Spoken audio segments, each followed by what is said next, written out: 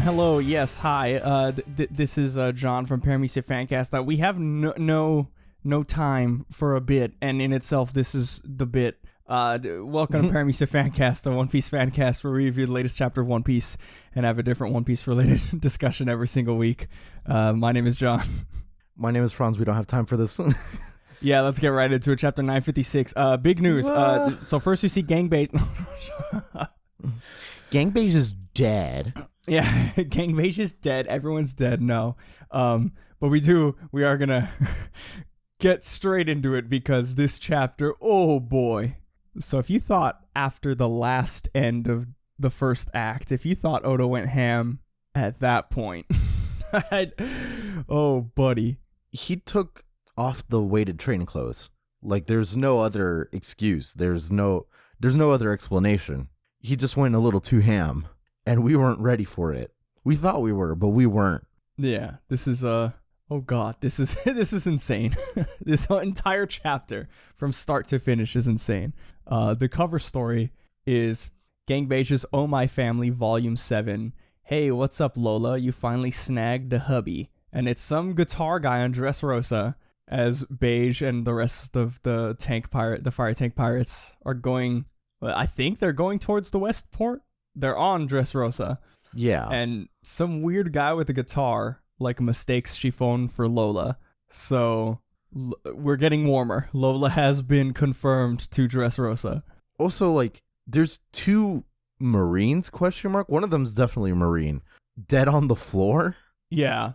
So Beige just fucking taking no prisoners with his One Piece his fucking gat in his hand. I will say I didn't think about this until literally right now.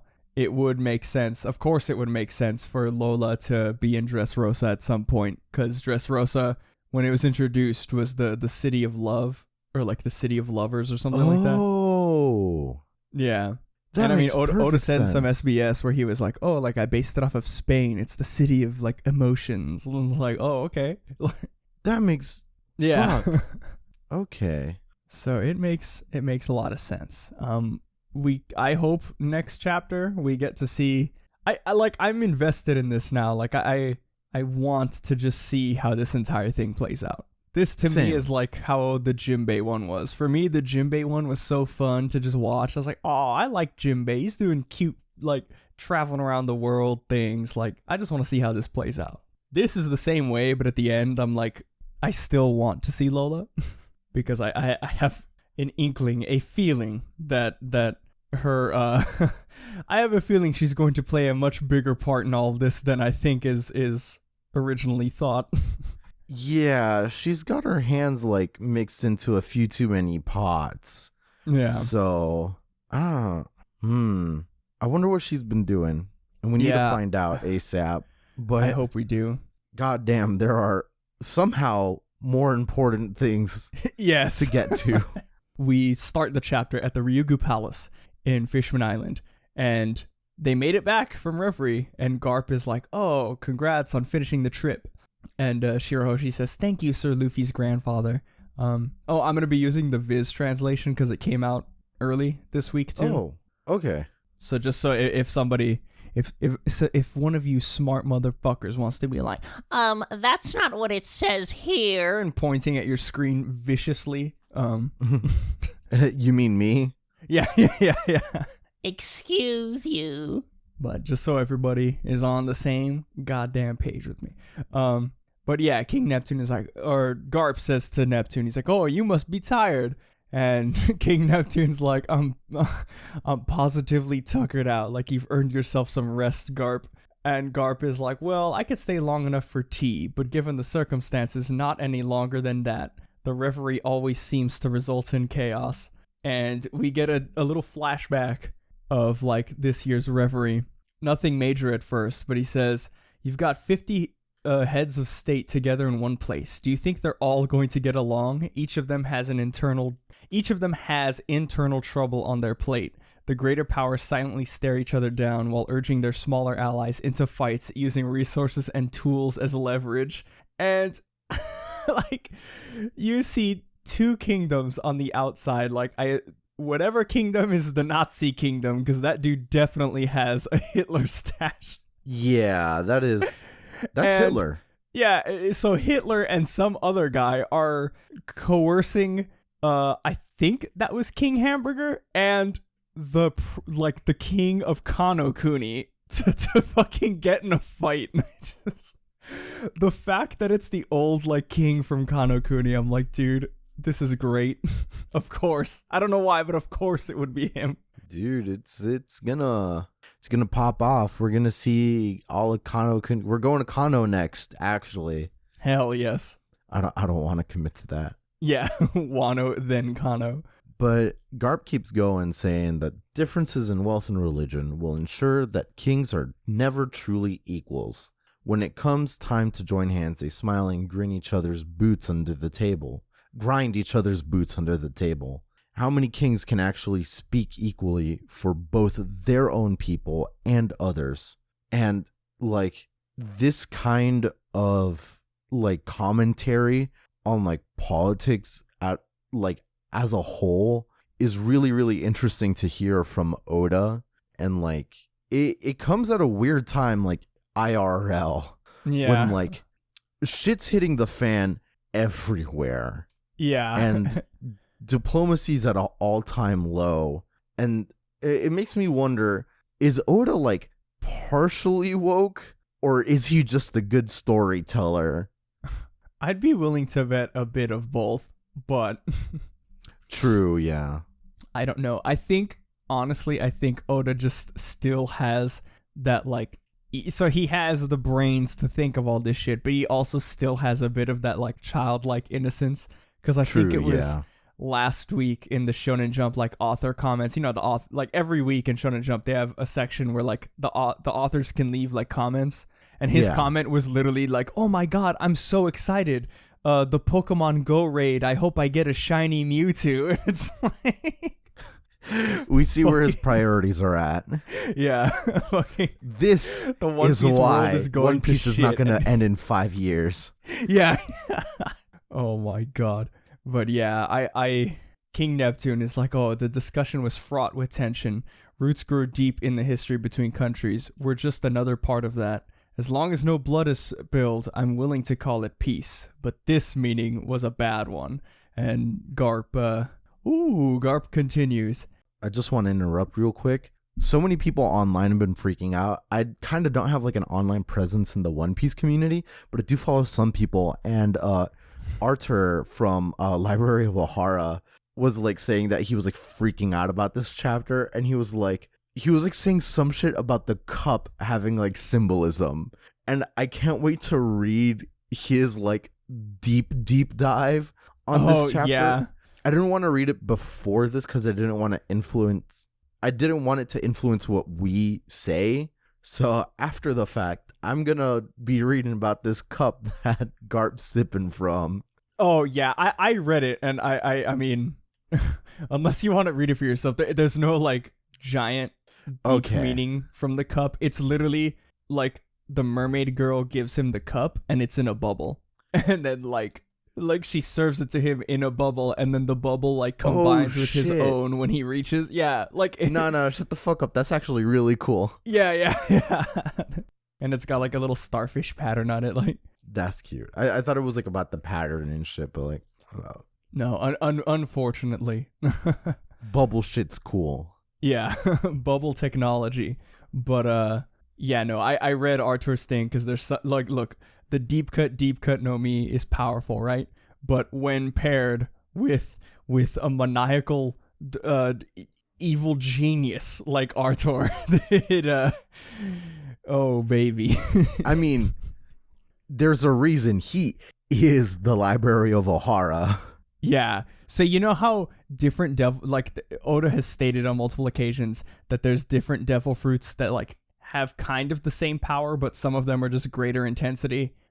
Yeah. One of the Baroque Works members could change their weight, but they were based on pounds or something like that. And then we got the Doflamingo family member whose name I can't remember, whose weight could change by tons. Oh, right. And it's like you could have the same kind of power, but like some of them have different intensities or like different, things. So my deep cut no mi, I feel is just a very inferior version to whatever Arthur has. You've got the deep cut no mi model, Deep Sea, and he's got the deep cut no mi model Mariana's Trench. Yeah. It is absolutely insane, but we'll get to that.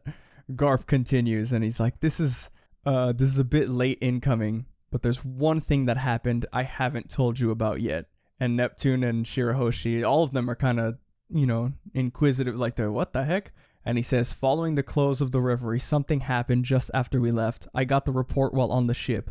The Navy is using its full resources to solve the matter, but for now, I beg of you, do not be fearful of the surface and of human beings." And he says the incident is regarding the Kingdom of Alabasta. And Shirahoshi says, "What, Princess Vivi?" Like, because they're friends now. And I want to console... Vivi's dead. Yeah, I want to console Shirahoshi because Princess Vivi is not dead. Oda would not off-screen Vivi, but... I think he totally would off-screen Cobra, which I think is what happened. See, the issue is that Cobra doesn't have the same abilities that Pell does. So yeah. Cobra cannot survive anything. Yeah. Dude, how'd you feel if he off-screened Pell? Like, I would be very, like, I would not believe it. I would be one of those people where, like, I need to see a body. There's no way Pell died like that. Right, yeah. This man survived a nuclear explosion. See, what happened at Reverie was nobody actually killed Cobra. Cobra just spent a little too much time near irradiated Pell. Yeah. And just died from radiation Sorry, I'm poisoning. late to Reverie, guys. Just flew in and boy are my arms tired. God damn. I definitely do think Cobra has been off screen because like you had brought it up earlier before we were recording, but he did go try to meet the Gorosei. Yeah, he explained. I mean, the Gorosei said too, they're like, "Oh, like King." Well, yeah, they were like, "Oh, King Cobra of the Nefeltari family, like would like to have a private meeting with us." And then they had this whole sort of thing, like speech within each other, and they were like this whole scene of them talking to each other, and they basically were like, "Oh yeah, remember the Nefeltari family? They were the only one of the original 20 kingdoms that decided to stay amongst the humans. What fucking losers." And it's like, oh shit, like he's dead. He's fucking dead. Yeah, I don't he's dead, trust or like this. Well, no, I think he's dead for sure, but also, if anything, Vivi's not dead, but I think she might be, like, captured or something because of, the thing at Reverie with Eam holding her picture. And yeah, she was, like, I was thinking implied about that. the light that was going to be snuffed out. Yeah, that was a little bit of a suspect thing, but she didn't end up choosing Vivi, so, I don't know. Galaxy Brain, what if her cell is next to Wink Wink Nudge Nudge that comes up later? Then they're staging a prison break, bro. Dude, that would be kind of interesting, but we'll get to that. Yeah. So we switch back to Pangea Castle to Maryjoie. It stands 1 week after the conclusion of the reverie, and with the roar of the conference still hanging in the air, the heads of nations depart to travel back to their homes. Earlier in time, however, at the World Economic Journal. Here it is. Oh, God, dude. We have the newsroom, and people are just yelling at each other in, like, typical newsroom fashion. And some Mario-looking ass is like, it's one thing after another. How can so many events be happening at once? I need the perfect headline for this. There's, like, people just yelling over each other. And someone's like, oh, but which one gets the cover, boss? And there we go. Asshole supreme. Fucking the Alpha Albatross, president of the World Economic Journal, Morgans. Big Bird. Big News Morgans. Big News Bird. Yeah, Big News Bird. Oh man, there's been a fatality. Big obits sell papers, that's a fact, but the vote results are fantabulous too, and the attempted murder, thrilling stuff. And so he's making a lot of references right now to stuff that happened at the reverie that like Oda touches on a few and kind of leaves us hanging on some other ones. Oh God, does he? Yeah. And so this is the part that this is the first flaring of the deep cut no Mi, because he says, double A1s, I'm breaking the mold, 2 covers, front and back. Yes, sir. And then a man says, I've got a telegram from the government, boss. And he says, yowza, get a gander in the digits on this check. They want me to cover up a story, but which one? And he's like, kuahaha, bounce it back to him. They want me to sit on a story this big? Never. And this guy, so before I go into this guy, let me tell you a little bit about this guy, all right? Wait, no. Yes. This is because Oda introduced this guy in an SBS in volume 24 all the way back in Jaya, bro. He was he was introduced as the photographer of the world government because somebody asked in this SBS. I remember reading this and I had to go back and check it before all of this, before recording. He says the guy was like, "Oh, like how did they get all these pictures for their bounty posters? Like, who's taking these pictures?" And then Oda was like, this guy. And he just drew a shitty drawing of this guy. And then also this guy becomes like an actual character. He gets into the story in fucking, oh god, well, I can't remember the chapter, but in Ine's lobby, right after Ine's lobby happened, when the Straw Hats are chilling at the Frankie house and everything, when they're getting their pictures for the bounties, you remember the guy that comes up to Nami and wants to take her picture? It's that guy. Oh, shit. Yeah, he took the bounty poster pictures. And he gets later in volume 90, volume 90's SBS, they ask him, they're like, oh, like, because I think they show him at some point pretty recently again, like he's part of the World Economic Journal where Morgan's is. And somebody asked, like, wait, wasn't he with the government? And then the answer was, oh, yeah, he got fired for leaving his lens cap on his camera 57 times, and he got fired from the Marines. And so he got a job at the World Economic Journal. Oh. And so now, cut back to this, the same guy rips off his face and reveals himself to be an agent of Cypherpol. And he says, you're going to do as we say, You're fucking Morgans. right. I found his name, too. Yes. His name's fucking Attach. Dude, this fucking guy. So, Morgan says, it's Cypherpol. And we see cartoon ass, like, blam, blam sound effects. And then he says, when did you infiltrate my payroll? Don't mess with Big News Morgans if you know what's good for you. I'm the king of news. And Big News Morgans has officially taken out a agent of Cypherpol. Like, do we have confirmation, like, if it was, like, CP0? Or, like... We don't have confirmation that it was CP0, but it was somebody from Cypherpol. Right. It could have been any of the numbers. And any of the numbers is still kind of, like, substantial. Yeah. The thing I find funny is that, so he got, the story we have now is that he got fired for leaving his lens cap on 57 times, which actually happened, is canon in the story, because that's the canon explanation as to why Sanji's picture was drawn, because his lens cap was on when he took Sanji's picture, and it was blank, and they needed something. That's the canon explanation. So it goes deep. Yeah. So the reason this is, I explained to Franz before we recorded, I was like, this revelation makes this deep cut funnier, because this guy from Cypherpol got fired. Like, he got fired as a photographer because he, like, agent of Cypherpol left his lens cap on 57 times. Oh my god, this is I'm so pissed. It's so good. Fucking Big News Morgans, God, with his, I mean, he's a fucking giant albatross, man, but his hands are fucking huge. And he says, I may be a money hungry Scrooge, but first and foremost, I'm a journalist. As the DJ of the printed page, I get people's hearts dancing. I'm the one who decides what news is fit to print.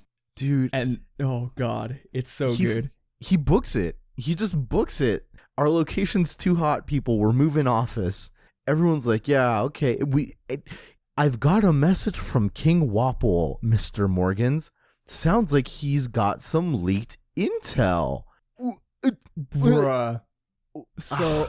It's confirmed Big News Morgans is not going to listen to big government infiltrating his newspaper. Chaotic, neutral-ass motherfucker. He's also going to take the information and listen to fucking whistleblower King Wapol. I would not expect Wapol to be a fucking whistleblower. If anything, he looks like a union buster. WikiLeaks King Wapol. Fucking Wapol up in this ass, fucking going in with a blank CD, but he snuck it in pretending to be listening to Lady Gaga and then copied government files onto it and snuck it back out. Jesus Christ. Dude. Real quick shout out to fucking, oh my God, what's her name? Trans Icon. Wait, who's Trans Icon? Oh no. She's the one that like got the WikiLeaks out. Oh fuck. Chelsea Manning. Yeah. God, what a fucking absolute icon. Bless her soul. Also, if you have any money, please donate it to like her fucking not political fund. She's been like subpoenaed like 5 times and she refuses to speak. So yeah, if you've got any money, toss it to her to her like lawyer funds and shit. Yeah, please. But oh my goodness, dude. But enough politics. Let's get back to fake politics. Yeah. Jesus. So everybody's reading the newspaper in every country. And it says, including the incident the government sought to hush up, the news of the king's vote and resulting incidents spread instantly throughout the world to the shock of many. And we go over to the Kamabaka Queendom, Revolutionary HQ. And the little dolphin, he's still there, and I still love him. Dude, he's gonna show up at the end of Wano to lead the Straw Hats out away from Wano, just like how they got in with the octopus. The octopus and the dolphin are in cahoots. Yeah, it's all a big conspiracy. Wait, real quick, there's no fish zone fruit users, right? No, because they just sink like Jack. Yeah, right? yeah. I think purposefully too, because like a fish zone would imply like, oh, you can like swim, but like you wouldn't be able to swim. Yeah. God, that fucking suck. There's no fish zone users because they're all stuck at the bottom of the ocean. Yeah. All of them are at the bottom. But oh God, so we're at the Kamabaka Queendom and we see like everybody freaking out, and they're like, "What does this mean?" That can't be true. You're kidding, Sabo.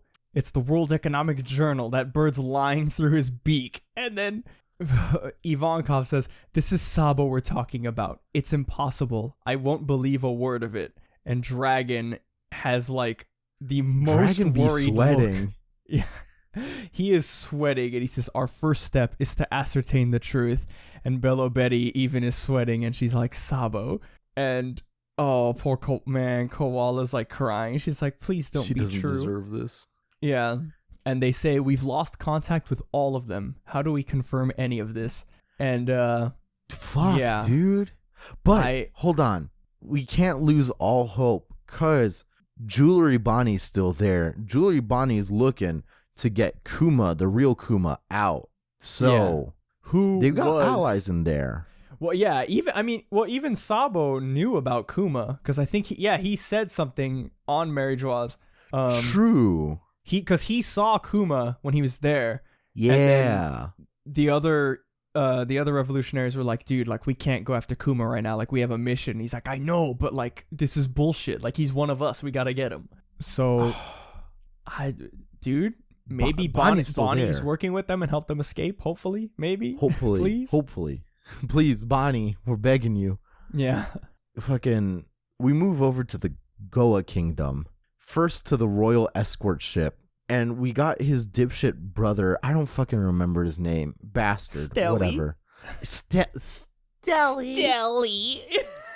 He was a marriage-joie, my brother. Fucking dipshit. I hate him. Fucking die. I wish he died. Why'd it have to be Cobra? I hate him because he's a dipshit, and also he like actually murdered like the King and Queen so he could take over. Yeah, he's actually a like extremely terrible human being who just wants to become a celestial dragon, which just proves that he just really likes eugenics. Yeah. We also go to Windmill Kit Village in the Goa Kingdom, and Makino, the woman who runs the bar, all the way from the fucking beginning, is there crying over this. And we got like a few comments from the outside, like literally outside the door. Oh, she closed the bar for today? With all the news happening in the world? We can't even have a drink to process this? And it's like, yo, that's like insensitive. Come on, dude. I love it. But yeah, everything is implying that Sabo is dead. I don't buy it. Yeah.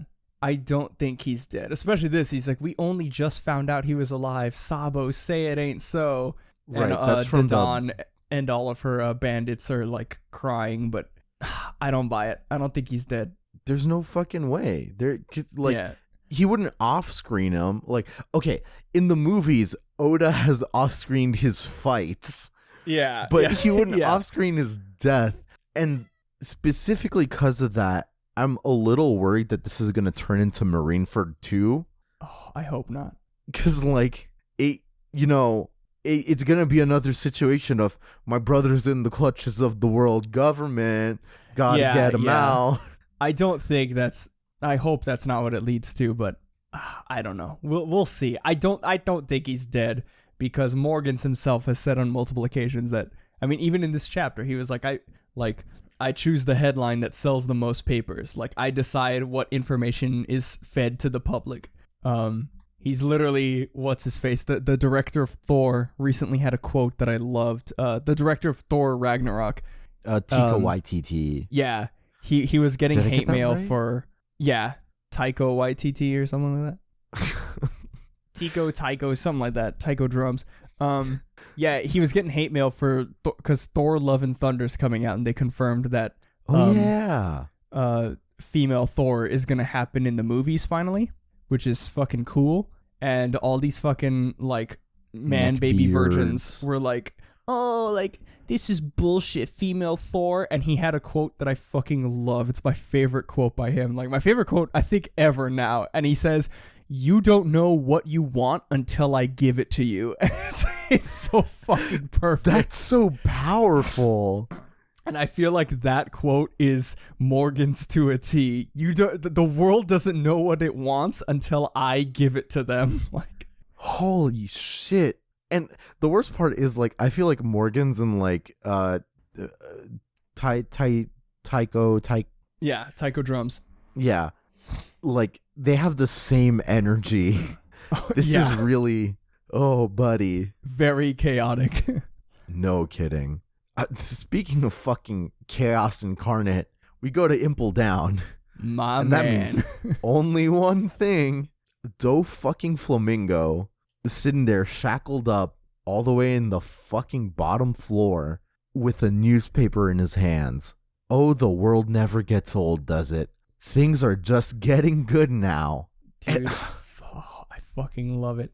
I'm scared. I'm scared of him still. Yeah, dude, because he was the way he was on Dressrosa because of his just fucking unfiltered rage. Can you imagine what happens if he breaks out of containment? Like, he's going straight for the Celestial Dragons. At this point, he has nothing, like, he's part of no power structure anymore. He's going straight for Mary Joie, and he's just gonna fucking murder them.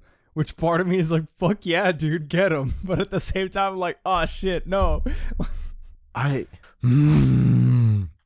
It's still Flamingo crazy. For next Straw Hat. Yeah, confirmed. We then, speaking of things we're afraid of, we cut to Pirate Island, full of lead.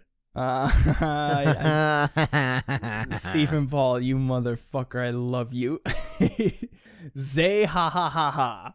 Pack your bags onto the ship.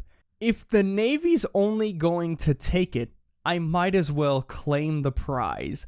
So the Blackbeard pirates are moving out, and they're moving out, and they're after something, and Blackbeard is moving out, and he's going to take whatever he wants. Like, he's going to take whatever the Navy's after. Tap me in, coach. Yeah, you're tapped in. So I first read the manga stream update, and I read it at work too. I like specifically was like, oh wow, I gotta take a shit, and I did Boss makes a dollar, I make a dime. That's why I shit on company time. Hell yeah.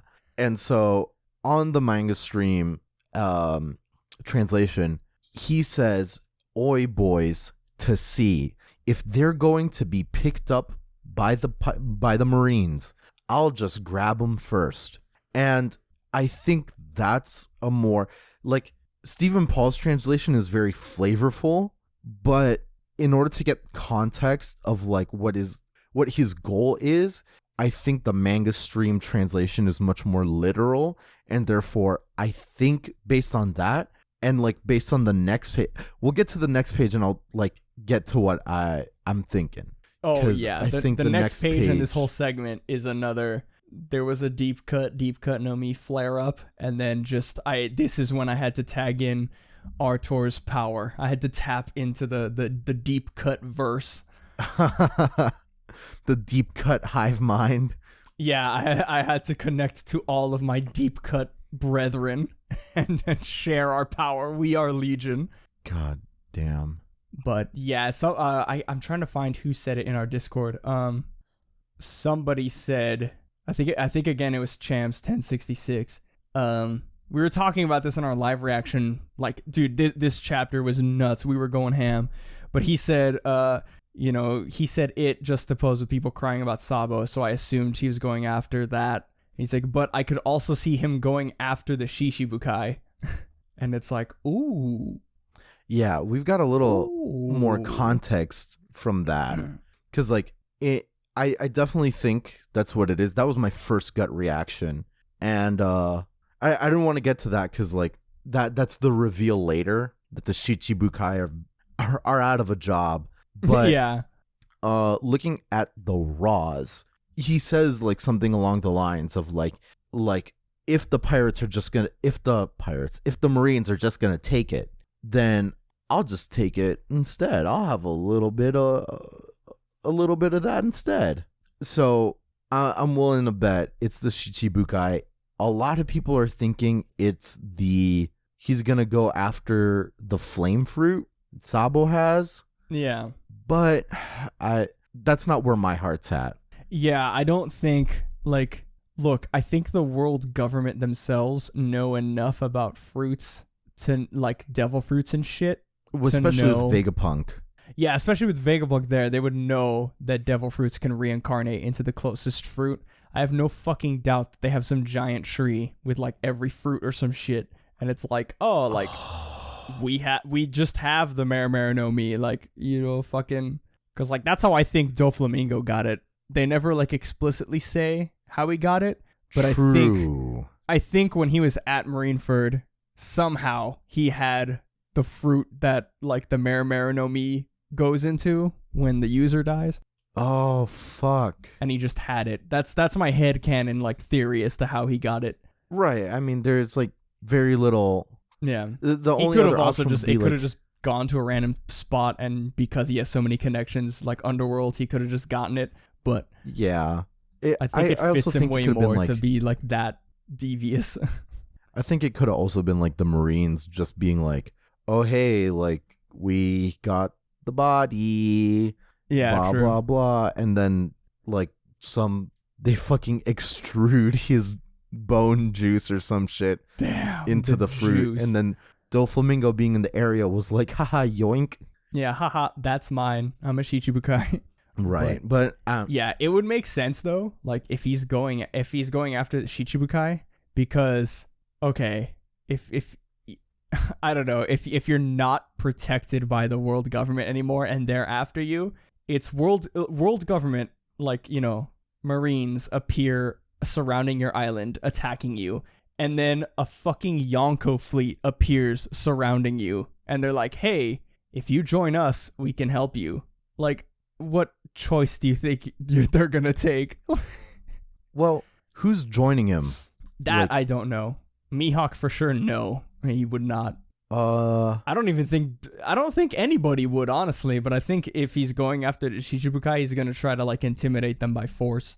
Gecko Morio would, I think. Well, he already, like, joined him, assumedly.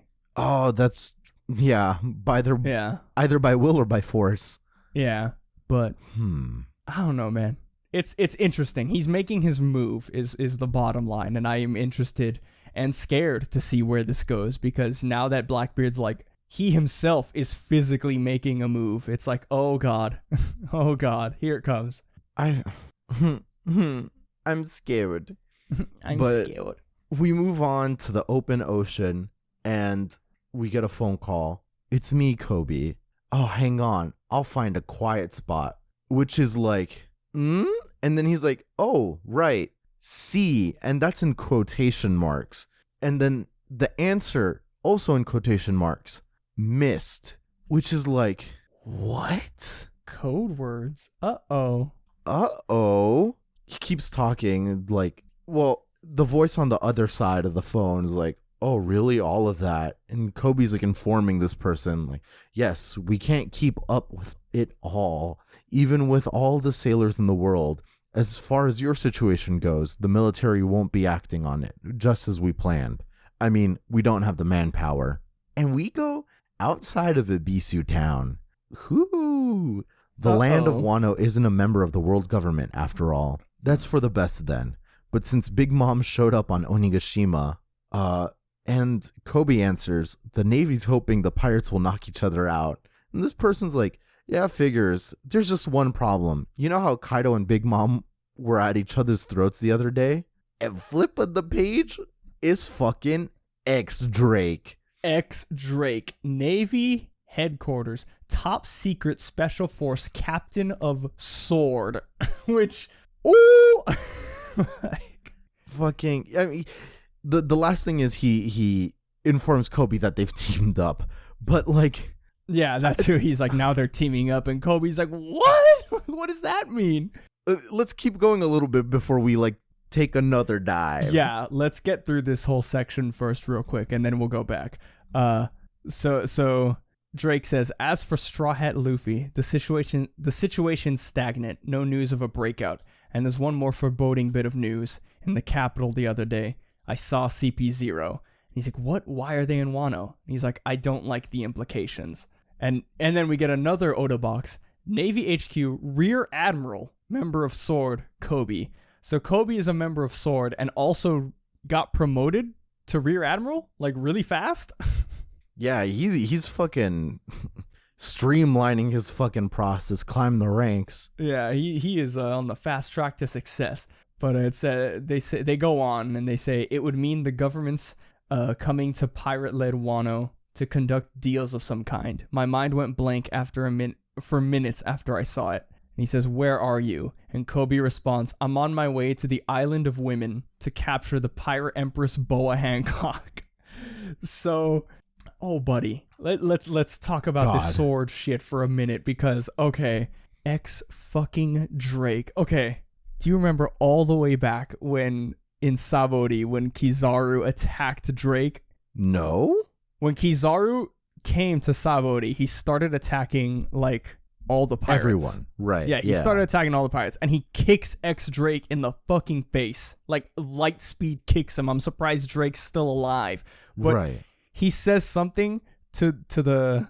I don't know. I can't remember the exact wording. I guess I could look it up. But basically, he says he makes reference to him like, oh, like you really are, like, you really did, like. He makes reference to him giving a pirate, because remember, X-Drake used to be a Marine, and he says something along the lines of, oh, like, you know, now that you learned about what the world government does, like, you just turned tail, like, you know. So the Marines, Kizaru, the admiral. If the admiral says that, that means the entirety of the Marines are convinced that X-Drake has actually just fucking gone full pirate because he doesn't agree with the Navy. Yeah. But our boy is each of the admirals has their justice, fucking lazy justice, fiery justice, whatever. X-Drake is mega justice, dude. So justice that he fucking leaves the Navy to start a secret fucking, like, I don't know if he started it, but he joins a secret fucking faction of the world government, of the Navy called SWORD, which, oh, buddy, dude, this shit's flaring up. It's insane. And, like, so he's the captain of SWORD? Does that mean he's the head of SWORD? Or are there other people involved? Who knows about this? Is Smoker involved? Is Fujitora involved? I don't think Fujitora would be involved. Oh, I'm about to blow your mind, boy. Oh God. In one of the SBS's volume 76, somebody was asking about the admirals. Like, they were asking about their names and the naming scheme that he chose, and it was confusing. It was something I mean, again, I don't speak Japanese, so I'm sure if you read it natively, it's like easier to understand, or if you know about the zodiac. Basically, he was talking about like the zodiac symbols and like some of the names, and he was like, oh, like, basically he said, does this mean that Green Bull and Fujitora, like, despite being Navy admirals, don't actually agree with the world government and what they're doing? And Oda kind of gives like a sidestepping, like, oh, how crazy, like, answer. But it's very heavily implied that Green Bull and Fujitora don't, like, whatever justice they have, they don't agree with everything the world government's doing. So they could in fact be part of SWORD. I'm not ruling that out. Especially because they were the ones dealing with the revolutionaries. So I don't know. If you go to Arthur's thing, he talks about this, and then he says, it makes me wonder if they actually ended up recruiting Sabo or simply proposing an alliance with the revolutionaries, hence the lack of a battle and a faked death news report. Suddenly everything's beginning to click. And it's like, maybe. But the thing I want to talk to you about is fucking, okay, so SWORD, okay, so it's called SWORD, right? And right. They're like the opposite of the Cypher Pole, because the Cypher Pole does, like, you know, the world government's bidding, and SWORD is like, from everything we've seen here, they're against the world government. Like, they want to change the Navy for, like, the better. Yeah. They're against the world government, and it seems CP0 is called Aegis, and Aegis is the sword of the god, or the shield of the gods. Yup. Hence, like, Urien in Street Fighter 3, he, like, believed he was God, and he was like, Aegis Reflector, and it was like, you know. right. It would make, you know, it's on the nose in One Piece, because, like, shield of the gods, and CP0 is literally the shield of the celestial dragons, like the gods, and SWORD is, like, the exact opposite of that. And there's one Marine that we've heard about that supposedly has joined with Blackbeard. Right. Allegedly, Aokiji has joined with Blackbeard. And so I'm thinking Aokiji's part of SWORD, and he might, like, he's, like, deep undercover with Blackbeard, but he's part of SWORD. And even this is, like, near crack theory levels of conspiracy. A little bit, but keep going. Chapter 592? Fuck, dude. 592 was, yes, in chapter 592. This is the chapter, nothing fucking special happens. It's literally everybody trying to reach Luffy after Marineford as soon as possible. It's like cutting between all of the Straw Hats, like, oh, we have to get back to Luffy, like, we're on this island. The cover art of that chapter was Akainu and Kizaru. Well, Kizaru comes in with an elephant, and he's, like, drinking, he's like, hey, he's, like, looking, and Kizaru is taking care of a bonsai tree, and we get a full shot of Akainu's taking part of the bonsai tree, and we get a full shot of Akainu's body, and we get to see his tattoo with, like, the flowers and the swirls and the tribal shit, And on his right arm, he has the tattoo of a sword. And look, I'm not gonna say anything either way, but I'm just saying that when the Gorosei asked him specifically about Kizaru joining Blackbeard pirates, he literally sidestepped the question. He was like, "This isn't about, like, I don't give a shit about him. He's not part of the Marines. This isn't about him." Wait, you mean Aokiji? Or Aokiji? Yes. Sorry. Yeah. Akainu. When they asked Akainu about Aokiji joining Blackbeard pirates, Akainu was like, "Shut the fuck up. This isn't about him. Listen to me." He like yelled really loud to assert dominance. Oh. Look, all I'm saying is this sword shit goes deep. I definitely think Akainu is part of Sword. Or, not Akainu, fuck. Oh shit, I'm seeing it. I think Aokiji is part of Sword.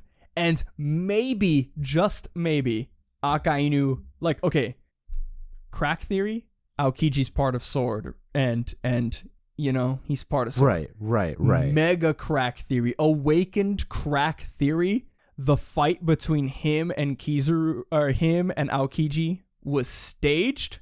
I mean, they did fight, but by the end of it, they came to an understanding that he had to do this, and fucking Akainu is actually also part of Sword. I mean, that's mega crack theory, and I'm not willing to 100% commit to it. Same. If that were the case, that would be fucking, like, that would, everything we know about the Marines and shit out of the fucking water. Like, fucking crazy, bro. Like, he's like never been explicitly like, so the way, so everyone's got their justice, right? Yeah. So he is the absolute justice. Yeah. Which feels like a moral, like black and white kind of thing, but his motto is thorough justice. So like, yeah. Dude, this sword shit is fucking crazy. I love it. I love the implications of it all. It's great. I love that Drake is a part of it. I love that their entire plan hinges on Luffy, because a couple chapters back when, so Drake, I think it says on his Vivre card, he sought out Kaido personally. Like, he challenged Kaido personally to join the Beast Pirates for some unknown reason. We don't know why. And I think this chapter reveals it. He wanted to get inside of Kaido's crew to better assist, like, Sword and shit. Yeah. But when Luffy and Law announced their alliance to the world, that was the first time we saw Drake post time skip, and he had, like, he was looking at Onigashima or something. It was like he was in the snow and he like turned around. I think it was like it was supposed to be like a silhouette of Kaido or some building or something. But he has a couple lines, and that basically he's very interested in the alliance between Law and Luffy. And even when they capture Law, you remember when Hawkins was like, "Why do you have that? Why are you acting so weird? Like, come on, we gotta get him." It was that, and I'm thinking that, oh man, so Drake definitely helped out Law escape, right? Yeah, he 100%. Like, it was Drake. We've been known that. Do you entertain my fucking insanity? Do you think that Drake talked to Law, and do you think Law is somehow part of Sword or down with helping Sword? I don't know, because Law's politics are so strange at some times. Yeah. He is definitely like chaotic good in some aspects, but I don't. Yeah, it's a lot to think about. Let's just finish off this chapter, dude, because we don't have that much, so then we can. I've got an answer though. Yes. I don't think he would like to be involved in some greater organization, same way he didn't really want to be part of the like Straw Hat Alliance. Yeah. But I think his politics align with it enough that he would be willing to be like, okay, yeah, this is okay. Yeah. You know? Yeah. It's the same kind of deal with the Straw Hats. Like, he didn't want to be part of them, but he's like, well, we all have the same goal, so let's just do this. Like, God damn. but oh man, we get shots of everybody around the world, and they're all like, oh, they should have done this a long time ago. Government lapdogs are going bye-bye. Like, stupid Empress, stupid Hawkeyes, and stupid Clown. And somebody's like, are they sure about this? That was one of the 3 great powers of the world. Which is interesting because we get the announcement, if you turn the page, that at the Reverie, all the kingdoms agreed, and they passed it through majority vote, that the 7 warlord system is done. Like, it's over. And if you remember, Fujitora was talking to Green Bull, and he says, we're going to dissolve the Shichibukai system because I've been working with Dr. Vegapunk, and he showed me something, like, he basically implied that the world doesn't need the Shichibukai because they have something greater. So some kind of weapon or something. Isn't that the pacifista, though? No, he said something greater. So I don't. It implied a new. He has invented something new. Are we gonna get finally one of the ancient weapons? Dude, I have no idea. I don't remember which one was which, but is this like Pluton or some shit? There was one that we maybe didn't know much about. There's one that we don't have yet, or we've never seen. Yeah. But we cut to Empty Buff's Island in the New World, and that's where Buggy the Clown is. And we get this was another deep cut no me like flare up, but it was just like, I was like, oh, it's him. It's this guy with the mustache who's yelling at Buggy. His name is Vice Admiral Stainless. And he was the one that was in the meeting of the Shichibukai during Jaya, where Doflamingo used his powers on some other vice admiral to like attack this guy Stainless. And I forget who was there, but they're like, Stainless, whatever, like, quit messing around. And the guy's like, I can't control my body. Like, what's going on? Oh, okay. So just a cool little tidbit. Right. Yeah. I think it would be like safe to assume that most of the people like going after the Shichibukai like already just didn't like them much. I don't think the Marines like them full stop. So yeah. But we get Buggy blazingly like, oh, he's like, this is some grade A bull, Buggy. First you suddenly declare me one of them, and then you say you're done with it and you want to arrest me? No honor in the whole lot of you. And everybody, Alvida, the lion guy, they're all there. They're like, Chairman Buggy, they've got the whole coast surrounded. And he's like, so just because you let Crocodile and Doflamingo get up to shenanigans under your noses, you're going to take it out on the rest of us? We get the inner monologue, my life's plans are ruined. It's so funny. And everyone, like, some nobodies are just sitting there like, oh, what do we do? Run away? He looks down at them, determined, we're gonna fight like hell. That's what we'll do. Yeah, that's our Chairman Buggy. Now go out there and show them what we're made of. Yar, whatever. And his inner monologue is like, in the meantime, I'm gonna skedaddle. Yeah, I'm fucking out of here. He's fucking booking it. But more interesting to me is the change in scene to the ruins of the Muggy Kingdom, Gloom Island. Surrender yourself at once, Hawkeye's Mihawk. And this fucking pervert is sitting there. I feel the thrill of excitement. It's been so long since I was the one being chased. Haha. Like, so they're all dead. Like, all these Marines dead. Confirmed. I have no doubt he could slash through the walls in his castle from his throne and slash all of the boats in half. Yeah, he's just gonna get to Tensho this shit. Like, yeah. But like, Jesus Christ. This is weird to me because it implies that there was something that he did, like, on the norm before he became a Shichibukai that, like, got him his, like, notoriety. And we have no idea what that was. Yeah.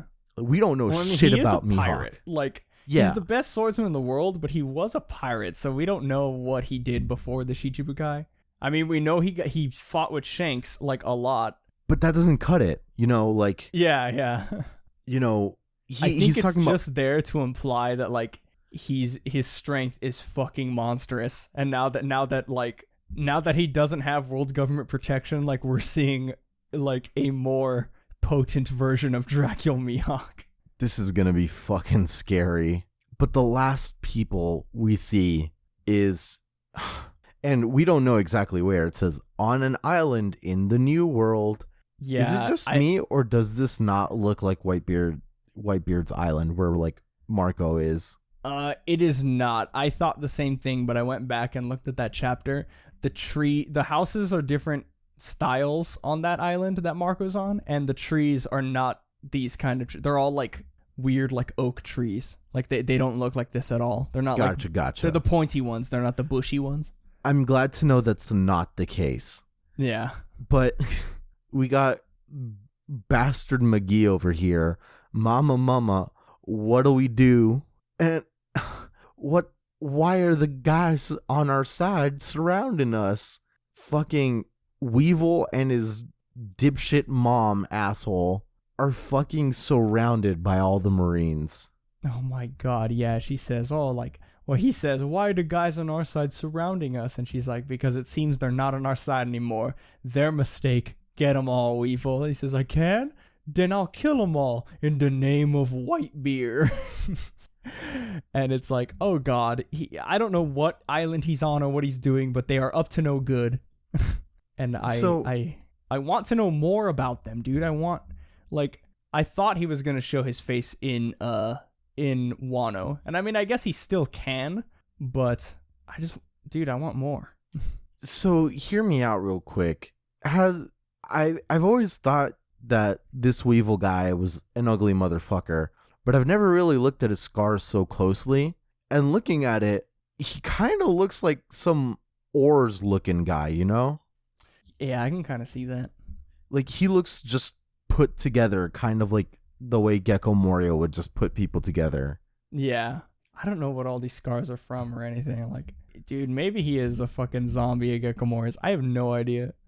He might just be some Frankenstein guy. Like, I don't think that's entirely far-fetched, especially considering how dense he is.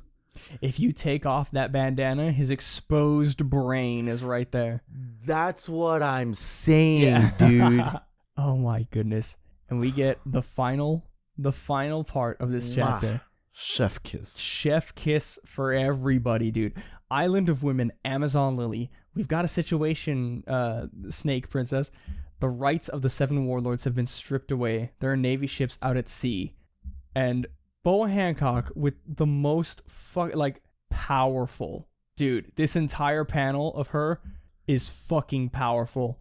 Not only is she the most fucking beautiful woman in the world, she says, don't panic. You seem to have forgotten something. The reason they chose us to be the 7 warlords to begin with was because of our strength. And it's like, dude, like, okay, the Marines outside of Mihawk's dead. The Marines outside of Amazon Lily, I think also dead. Kobe's gonna be the only one standing. Yeah. Dude, freaking Artor's. So this is another tie-in real quick to Artor's thing, because he says, so it's interesting that Kobe is going to get Boa Hancock because they both have a connection to Luffy. Right, yeah. And I mean, I say we know, but like at some point, look, Boa Hancock, I want her so badly to join the Straw Hat Grand Fleet, right? Right. I think that's going to happen. But specifically, Kobe is going to meet her. And this chapter, we just learned that Kobe is part of Sword. Is part of Sword. Do you think that he extends an invitation of some kind to Hancock? Or at least tells her about do you think he tells her about what's going on with Luffy at Wano? Because I think he can sell it. If he gets, in order to get Boa onto like Sword, I think he could 100% be like, look, we're out here supporting Luffy, actually. Yeah. And that kind of backup is something that Boa would want to be in on. Not just being like part of the Grand Fleet and everything. Though that would be fucking bonkers. Yeah. But dude, she's got her own people, you know? Yeah. Another thing to sell for this her joining Sword theory is that she she does have a big grudge against the world government. The celestial dragons did kind of enslave her entire childhood. Just a little bit, yeah. So, like, I don't know, man. I would like to see something like that happen. I think given the opportunity to join an organization whose sole purpose is to reform and like destroy the current world government, to build a more pure one, I guess. Yeah. Like, I definitely think she's on board. I don't know if she's gonna join Sword, but like, she's definitely, it's another law case where she's like, fuck you, but like, nah, we'll work together. Like, well, I'll help you. Right. But I don't know. For sure, I think she's going to learn about Luffy's exploits in Wano. Yeah, I buy that. From Kobe. Because Kobe knows now. Like, he knows what's going on. So, man, this chapter was... We are hella over time, but this chapter was just that good. There was so much to process. It wasn't big hat tier, but... Oh, yeah. It was definitely it was definitely somewhere in that ballpark. Yeah, for sure. Oh man, I'm excited for next week because we're not on break next week, and I'm hoping we get more of this. I want to see just a little more. I want explicitly to see how Kobe and Hancock's interaction goes. Yeah. Like, I want to know more. I want to see the end. I want to know about what happened to the Alabasta Kingdom. Like, I want to hear the rest of that conversation, and I want something showing if Sabo's okay. Like, and I mean, Karasu and all the other guys that were there that weren't even mentioned. Like, where the hell did they go? Yeah, fuck them, I guess. But there's just so much to cover, and there's so much we still don't fucking know. But I think this has been a good one. And a good one, a grat one. I'll be honest, I think I feel we're going back to Wano next chapter. No! I don't want it, but like, I'll be happy. Yeah. Because I mean, remember going back to Wano, like, if we do go back to Wano, dude, they're so fucked. That plan is going up in flames. Like, so I am very interested to see what the hell happens. Jesus fuck. It's been. It's been. Oh, man. Play us out. I'll try to think of a crack here. I'll like rub my fucking neurons together. Dude, that is going to wrap it up for us this week. Don't forget to follow us on all of our social media. We are at Paramecia Cast on Twitter, Paramecia Fancast everywhere else, Facebook, YouTube. Don't forget parameciafancast.libsyn.com. Episodes go up every single week. As soon as they're uploaded to Libsyn, they are sent to every single podcast site, Spotify, Google Play, iTunes, Stitcher, the works. They're also going up every single week as soon as they go up on Libsyn, about like an hour-ish or so later. The same day, they're going up on YouTube.